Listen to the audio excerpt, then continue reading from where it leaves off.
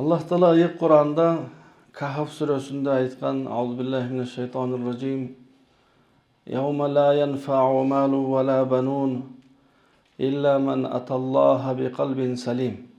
Kıyamet günü adam balasının uğul kızlarının köp bolgondugu, je baylığının köp bolgondugu ança dele faydalı emes. Kimnin jürögü taza olsa oşo ötö faydalı olur. Adam balasının jürögünün taza bolusu ötö maanilүү nerse. Sebebi büt jakşılıkdagı, jamanlıkdagı adam balasının jürögüne qarap bolot. Jakşılık jasayın degen birinci jüröktön adamga oy payda bolot. Oşol çeçim, oşol niyet jürökte bolot. Oşonduktan Peygamberimiz sallallahu aleyhi ve sellem aytkan adam balasının denesinde bir üzüntü et var degen. Jürök emi bir üzüntü et de elenirse. Eger oşol oңolsa бүткүл dene oңolot degen. Eger oşol buzulsa бүткүl dene buzulat. Emi demek ötö maanilүү bir üzüntü et eken. Anan aytты көңүл буруп уккула dedi. Көңүl буруp уккуla al jürök dedi. Al jürök, al bir üzüntü et jürök dedi. Adamın jürögü taza olsa, oyu taza bolot, niyet taza bolot. Peyli kenen, niyeti taza adamdın sözleri daha jakşı bolot. Jakşı süylögen adam jakşı iş jasayt. Teskerisi teskerisinçe. Eç kaçan jamanlıkты kokustan ele jasap kalbayt adam. Niyetsiz ele. Jamanlıkka dagı adam niyet kılat. Men uşul jamanlıkты jasaymın dep hareket kılat.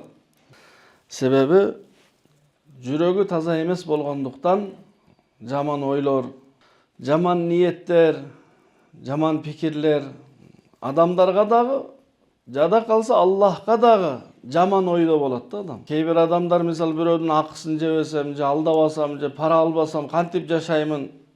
Bul jaman gümön bul Allah Taalaga. Adamın jürögü taza bolsa Allah Taalaga jakşı oydo bolat. Allah rızkı beret dep. Sebebi jaratkan Allah bizdi jaşatat tuğanlar. Rızkını Allah beret. Sebebi eger rızkı bul akçayla bolgondo anda akçası köp adamlar ölböş kerek eledi. Rızkı bul akçayla bolgondo anda akçası jok adamlar jaşabaş kerek eledi. Rızkı bul Allah bergen jaşоо. Allah bergen densoluk. Allah bergen azık okat. Allah Taala beret. Misalı rızkı dese biz nan dili oylap alsak makul аны o akçaga satıp alışыбыз mümkün. Oşol akçаны da Allah beret. Rızkı bul adam olasının den soluğu. Den soluktu satıp alalbayt go. Rızkı bul ömür, ömürdü satıp alalbayt go. Allah Taala beret rızkını. Jürögü taza insandın Allah'ka birinci oyu taza bolot. Gümönü taza bolot. Jasap jatkan işinde Allah buyursa, Kuday buyursa uşul işim iyigilikti bolot degen jakşı tayanıç menen işti başlayt. Em bolo je bolboybu dep şeklenip başlagan adamın işi ança bolboyt. Sebebi bul adam jaratkan Allah Taalaga jakşı gümöndö emes da. Jaratkan Allah Taalaga jaman gümön kılıp jatat em. Bolo je bolboybu. Kandaydır iş bolsun. Kanday bir adam bir жаңы iş başlap jatat, kesip, dıygancılık, soda satık, ustakana kıskası. Oşonu kolundan gelişince hareketini jasap, anan toluk Allah'ka tayanıp, Kuday buyursa jakşı bolot degen tayanış menen jasasa, oşol jakşı bolot. Bolobu je bolboybu degen bul Allah Taalaga jaman oy bolgon, jaman gümön. Allah Taala adam balasının oyu, gümönüne jaraşa muamele jasayt. Hay bolboyt go dese Allah Taala oşondoy ele kılıp koyot. Sebebi oşondoy kütkön de bul adam.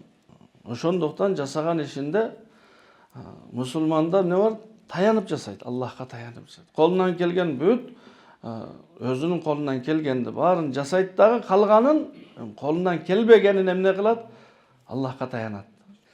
Misalı dıykan emne kıla alat? Dıykan jerde aydap egip koya alat boldu. Östürүү dıykanın kolundan kelbeyt ko. Kolundan kelgendi jasap turup kalganın emne kılat, kalganın emi buyursa bıyıl tüşüm jakşı bolat degen jakşı gümön, jakşı ümitті bolsa Allah Taala jakşı tüşüm beret. Ay bıyıl uşu bolboy kaldığı bolbosa gerek. Özü jakşı gümönde boluş gerek. Allah Taala'dan jakşı gümönde, jakşı niyette anan jalpı adamlardan Peygamberimiz aytkan sallallahu aleyhi ve sellem "Zannu bil mu'minine hayra." Mu'minlarga jakşı oyda bolgula, jakşı gümönde bolgula degen. Har bir adam turalı jakşı oy, jakşı niyette, jakşı gümönde bolgon bul taza jürektүүлүктүн belgisi. İştegen jerde, kesipteşlerin arasında, yaşagan jeriңizde, koşnuların arasında, dostordun arasında, tuğandardın arasında kimdir birөөдүн bir jakşı jetişken ийгилигин bağlay bilүү dagы bul adam balasının bir jakşı sıfatı. Misalı bugünkü günde birөө atasına bir maşine belek kılıp oşonu kişine kuvanычын bölüşöйүn dep elge көрсөтсө, kээ biröөлөрүнө дейт, el көрсүн үчүn жасап жатат. Эми ошону айткан адам атасына bir but kiyim dagы belek кыла элек го. Ал адам атасына машина белек кылды. Бирөө апасына ажылыкка, умурага алып барып жатат.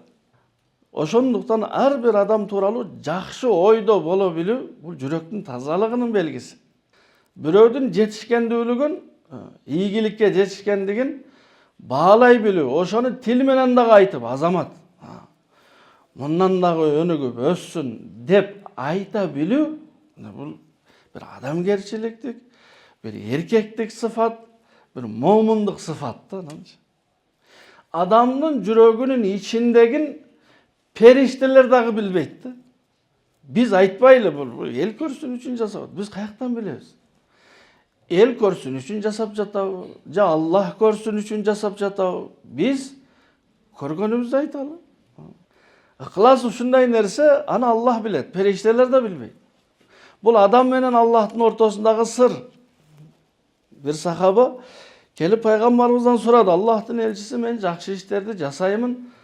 Эми чын ыкылас ниет менен жасайм, бирок элдер дагы угуп калам, ушу сөз кылышат баланча, берешен экен баланча, жомарт экен деп угуп калам, ошол кандай болот дегенде айтат, сен негизи сен туура ниетте жасай бер, эл айта берсин, андан эч кандай зыяны жок дейт. Bir адамдын жакшылыгын көрүп, жакшы жасаган амалын көрүп, бул эл көрсүн үчүн жасап жатат деген бул жала. Себеби биз аны жүрөгүн билбейбиз да. Ошондуктан өзүбүз аракет жасап, биз дагы жакшы иштер жасайлы. Бирок иштеген жерибизде бирөө жакшы иштесе, ал адамды жакшы иштейт. Бул тажрыйбасы көп, күчтүү, мыкты адис. Дыйкан болсо, дыйкандарды, соодагер болсо, башка бир ийгиликтүү соодагерди мактай билүү, ошонун ийгилигин баалай билүү, ошону айта билүү дагы бул жүрөктүн тазалыгынын белгиси. Кээ бир адамдарда ушундай сыфат бар, өзү жасай албайт. Бирөө жасаса көрө албайт. Өзү жасабайт. Bir dıykan, misалы 5 hektar жерге картошка, piyaz, darboz, birden ekse ne deydi? 5 hektarga egip alıp ne kılarım? 2 hektar ekse olmuyor. Özü 1 sotikta жерге eşlik ekpeydi.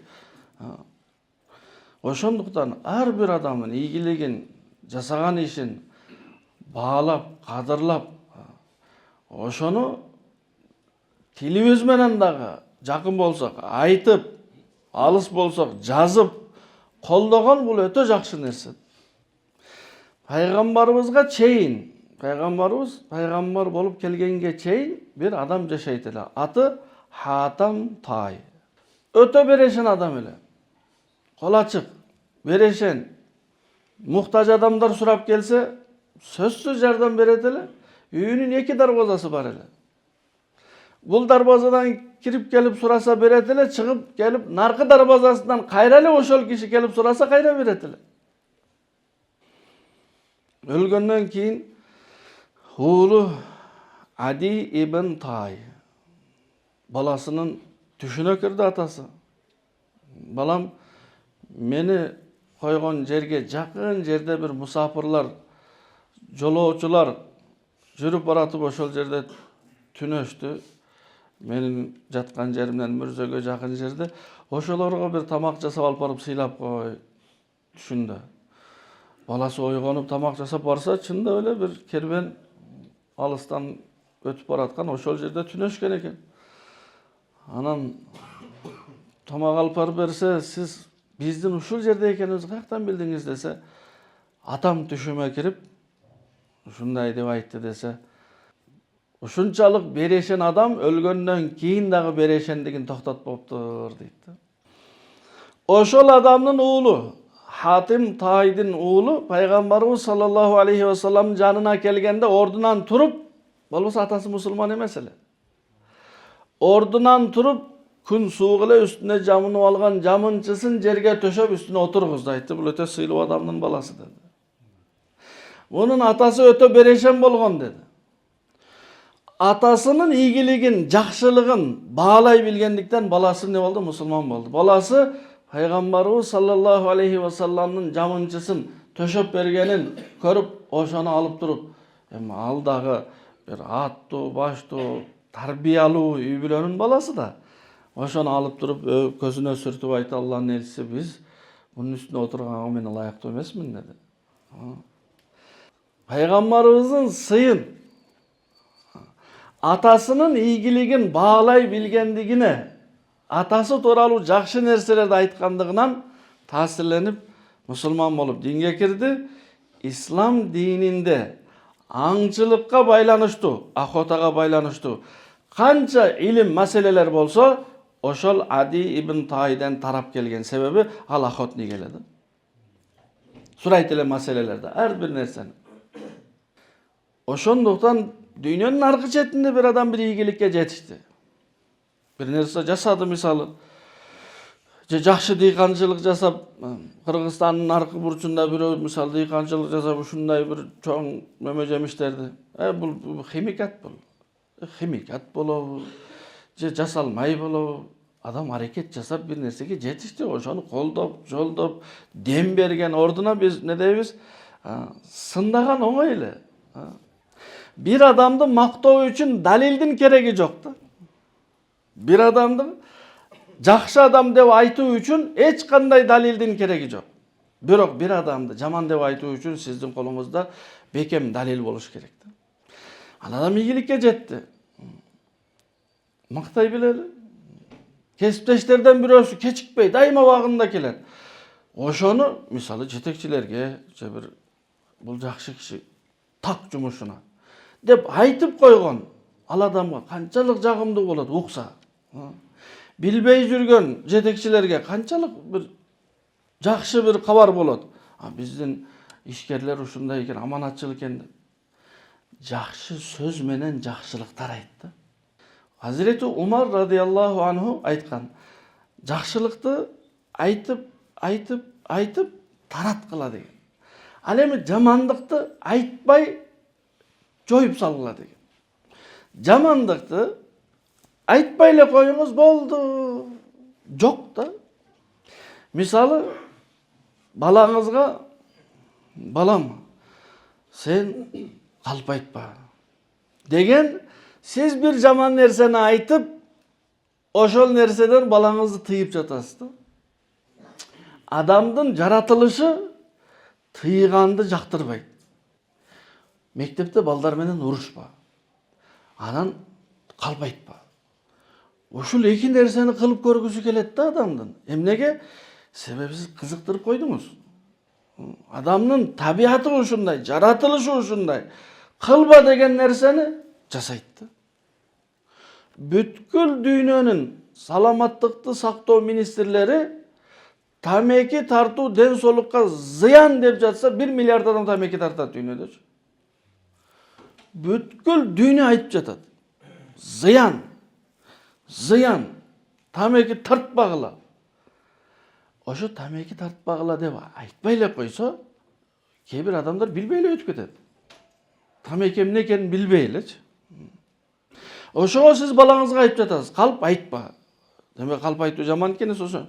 Эми ошонун ордуна чынчыл болсоң сен баатыр болосуң. Чынчыл болсоң, чынды айтып жүрсөң, Аллах Таала сага ырыскаңа береке берет. Берекелүү адам болосуң. Чынчыл болсоң, сүрдүү адам болосуң. Чынчыл болсоң, коркпос болосуң. Десе, адам баласы эмне кылат? Чынчыл болууга аракет жасайт. Калп айтпаганга аракет жасаган кыйын да. Бирок чынчыл болууга аракет жасаган оңой.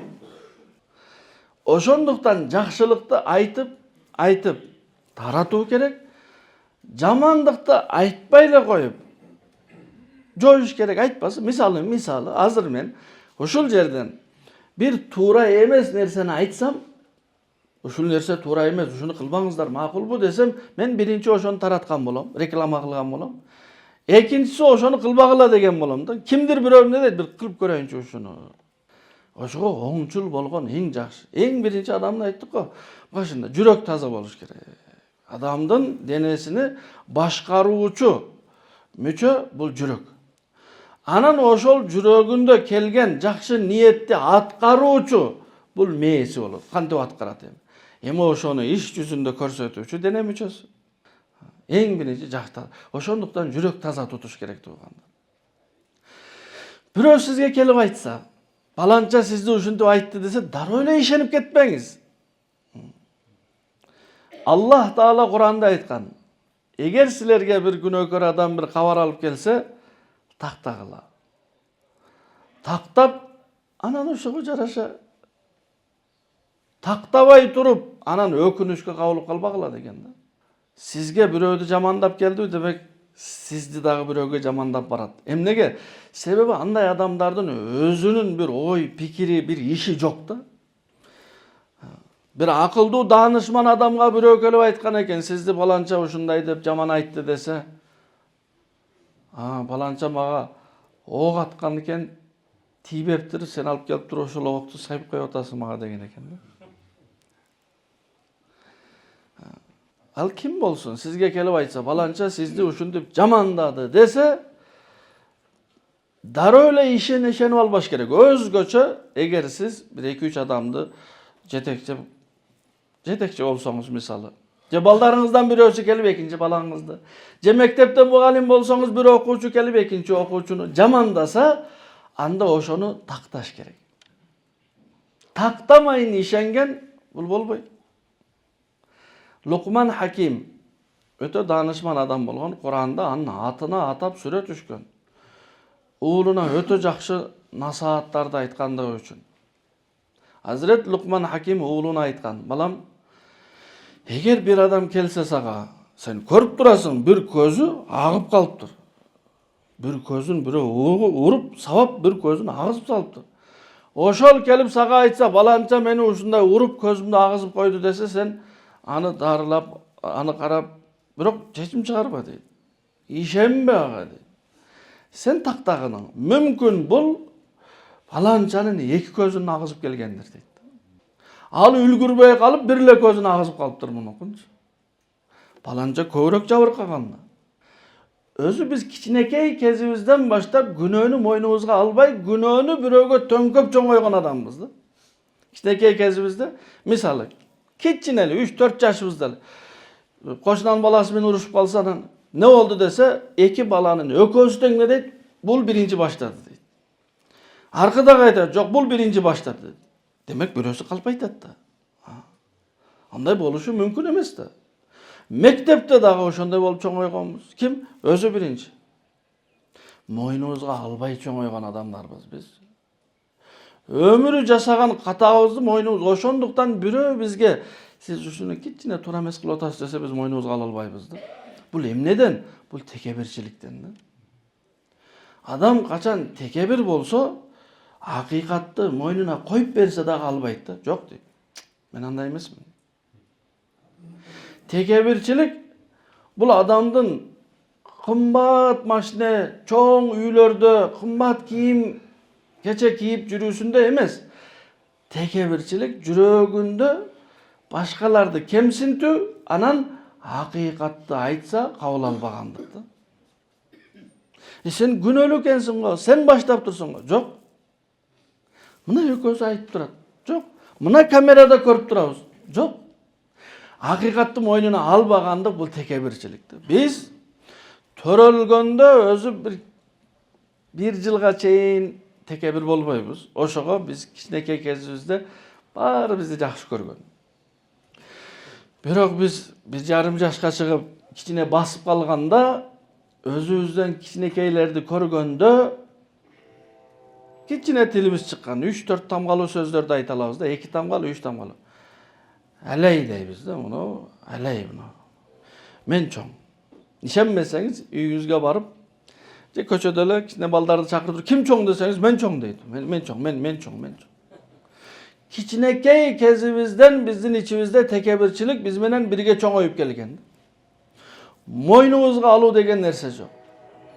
Ошондуктан адам не кылыш керек? Биринчисинен жүрөк таза болгон белгиси адам өзүнүн каталарын өзүнө өзү айтыш керек. Мен ушул нерсени туура эмес кылып атам деп. Колдон келсе күн сайын жатаардан мурда адам өзүнө өзү эсеп берсин дейт. Бүгүн мен эмне жасадым? Бирөөдү паланчаны урушуп койдум, ошол туура эмес кылдым ошону. Өзүнүн жашоосуна күндө баа берсе, адам оңолууга карай кадам койгон болот да. Өзүн колдоп, өзүнө өзү дем берип, туура эле кылып атасың, жакшы эле кылып атасың десе, анда биз бирөөдүн акыл насаатын кабыл ала турган даражадан өтүп кеткенбиз. Мурда эле аксакалдардын акыл насаатын угуп чоңоет эле жигиттерчи. Азыр аксакалдардын акыл насаатын, аксакалдардын кеңешин угуп, айтып же сурап жашай турган заман эмес да. Жада калса атасынын сөзүн албайт адамчы. Ошондуктан жүрөк таза болгонун белгиси имандуу адамдын бирөө тууралуу жаман ойлобойт, өзү тууралуу гана жаман ойлойт да. Өзүнүн жасаган иштерине баа берет. Бүгүн биз бирөөдүкүнө баа беребиз, өзүбүздүкүнө баа берели. Мен туура эмес кылдым, ошол жерде экинчи андай кылбашым керек. Ал эми бирөөдүн жакшылыгын, ийгилигин, жетишкендүүлүгүн баалап, кадырлап, мактап, бирөөлөрдү мактап дагы үйрөнөлү туугандар. Бирөөдү жакшы деп дагы үйрөнөлү. Паланча жакшы. Достордун арасында бирөөсү келе элекпи, эми кечигип келатабы, ал келгенге чейин мактап калалы ошол досубузду. Кошуналардын арасында, кесиптештердин арасында бири-бирибиздин артыбыздан жакшы сөз сүйлөсөк барго, сөзсүз жетет. Жеткенде адам мактоо өзү адамга жарашпайт. Эмнебизди мактайт? Бирок жагат да адамгачы. Сизди паланча мактады десе, анан токтонуп сурап, чакырып, не деп айтты деп башынан угасыз да. Мындай сөз айтчы, не деп айтты? Начальник сизди айтты. Ушундай жакшы киши, так жүрөт, кечикпейт деп айтты десе, адам канчалык маанай көтөрүлөт. Канчалык сүйүнөт, кубанат адам. Биз бирөөдү макташ үчүн ал адам өлүш керек да. Мирзөнүн үстүнө барып алып не дейбиз? Жакшы кишилер, атаңыз жакшы кишилер. Аттиңай. Тирүү кезинде да мактайлы бирөөлөрдү кичине дүйнөдө дагы сүйүнүп жашасын адамдар туугандар. Бирөөдү жакшы деп айтканга далилдин кереги жок. Эми жакшылык адамда өзү негизи жакшылык көп болот. Ар бир адамда жакшы сыфаты көп болот. Ал эми жаман сыфаты аз эле болот. Бирөө кичине ачуулуу, болгону ушу ачуулуу да. Калган учурашат, салам берет, жардам сурасаңыз жардам берет, кичипейил. Бирөө кечине сараң. Калганы жакшы. Ошол жакшылыкты айта берели, жакшылык тарасын туугандар. Жамандыкты айтпайлы. Анысыз деле айта турган, жамандыкты айта турган жерлер көп да. Жаңылыктарды окусаңыз, мурда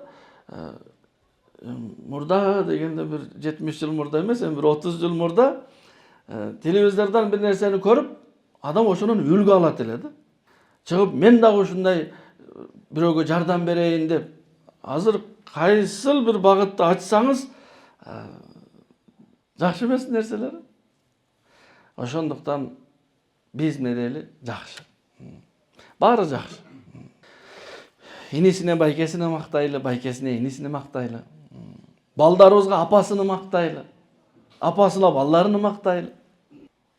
Өзүбүздүн атабызды мактайлы. Жакшы деген сөздү үйрөнөлү. Бизде өзү мусулмандарда жакшы бир сыфатыбыз бар го.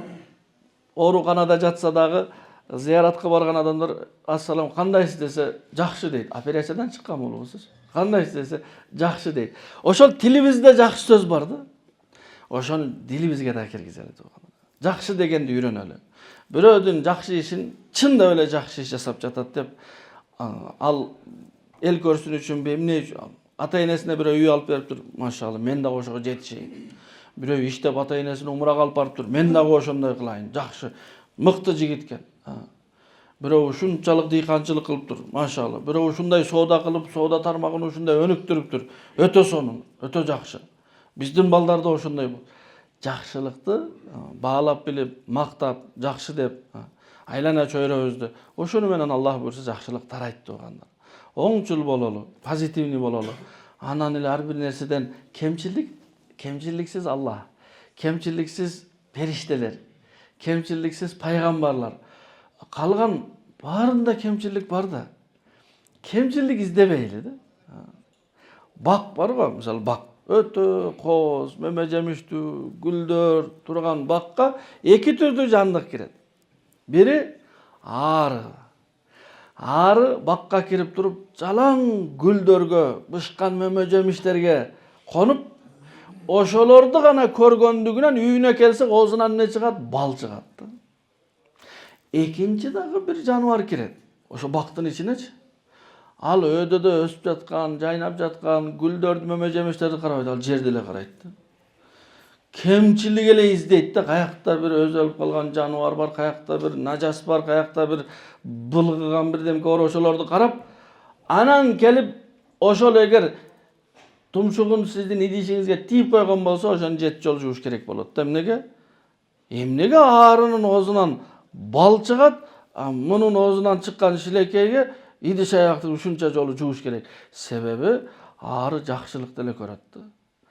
Бул жаныбар болсо жакшылыкты көрбөйт. Жакшылык бар жерде дагы ошол эмнени көрөт? Мына. Жамандыкты көрөт. Ошондуктан биз бал арысындай болсок, жакшылыкты эле көрсөк, оозубуздан чыккан сөз балдай таттуу болот. Балдарыбызга да жагат, кесиптештерибизге да жагат, кошуналарыбызга да жагат, баарына жагат. Жакшы деген тууган баарына жагат. Бир жапайы жаныбарды чакырыш үчүн не кыласыз? Жумшак сүйлөйсүз да. Жумшак сүйлөйсүз. Жумшак үн менен жапайы жаныбарды жакындатып аласыз да. Жакшы сөз жыланды дагы ийинен чыгарат деген бул аталарыбыздын сөзү. Эми бир кошунаңыз же досуңуз же кимдир бирөө ошо жыландай жаман болсо дагы, тилинен ушул уусу агып турса дагы, сиз жакшы сөз сүйлөңүз, ошол жакшы сөзүңүз анын жамандыгын жеңип салат деген да. Ошого жүрөгүбүз таза болсун туугандар, ошого аракет жасайлы. Сөзүбүз таза болсун, өзүбүз. Башка бирөөлөр эмне десе, ага биз жооп бербейбиз. Биз өзүбүздүн оюбузга, өзүбүздүн ниетибизге, өзүбүздүн айткан сөзүбүзгө жооп беребиз. Ошого бул эркектик, бул мусулмандык, бул адамгерчилик сыфаттан эмне кыла билүү? Бирөөдүн ийгилигин, жетишкендүүлүгүн баалай билүү, ошону айта билүү. Молодец деп. Бирөө мечит салыптыр, бирөө жетим багат экен мисалы. Ар бир адам өз чөйрөсүндө бир жакшылык жасап жатат бүгүнкү күндө дүйнөдөчү. Ар бир адам, Кыргызстанда дагы ар бир адам, бирөө мисалы ушунча адамга ооз ачар кылдырып туруп, ой, азамат, кандай сонун. Бирөө ушул үйүндө 10 жетим багат экен. Ой, азамат, кандай жакшы. Мисалы, кайсыл тармактан бирөө бир нерсе жасап, ошону бир угуп, көрүп, окуп калсаңыз, эмне деңиз? Баалай билели да. Эми бул эл көрсүн үчүн жок. Аны мен билбейм. Мен жакшы баа берем деп. Оңчулдардан болсок, Аллах буйрса, эмне болот? Айланабыз жакшы, дүйнө кенен. Бардык жакшылыктар көрүнөт бизгечи. Жакшы сөз бар го, жакшы сөз адам баласынын ден соолугуна да өтө пайдасы бар экен да. Доктурлар да аныктап чыккан. Жакшы сөз сүйлөгөн балдардын тарбиятына да канчалык. Балаңызды мисалы, Азамат менин балам, Баатыр менин балам, менин балам чоң профессор балам болот деп жакшы сөздөр менен тарбиялаган. Анын экинчиси хулиган бул хулиган бандит менин балам. Экөөнүн тең таасири болот сөздүн. Сөзсүз таасири болот. Соодагер балаңызды, менин балам миллионер болот, менин балам. Менин балам чоң соодагер болот. Менин балам мыкты киши болот деп кичинекей кезинен балдарга дем бериш керек. Анан эле хулиган бул ушул бала жарабады да, ушул жамандыкты бирөөгө таандык кылбайлы, өзүбүзгө жакшылыкты башкаларга. Баары жакшы, мен жаман, баары буудай, мен саман деген аталарыбыздын акыл насааты менен жашасак, Аллах буйруса, чындап эле жакшы болот. Аллах жакшы кылып берет иншалла. Аллах таала баарыбызды туугандар жакшы ойлуу, жакшы сөздүү, жакшы пикирлүү инсандардан кылсын. Жакшыларга жанаштырсын Аллах таалам. Жана ошонун себебинен жакшылыкты жайылтууга жана жамандыкты жоюучу инсандардан кылсын. Баардыгыбызга айткан уккандарыбызга иш жүзүндө дагы амал жасоого Аллахым мүмкүнчүлүк берип, ката кемчиликтерибизди Аллахым баарыбыздан кечирсин.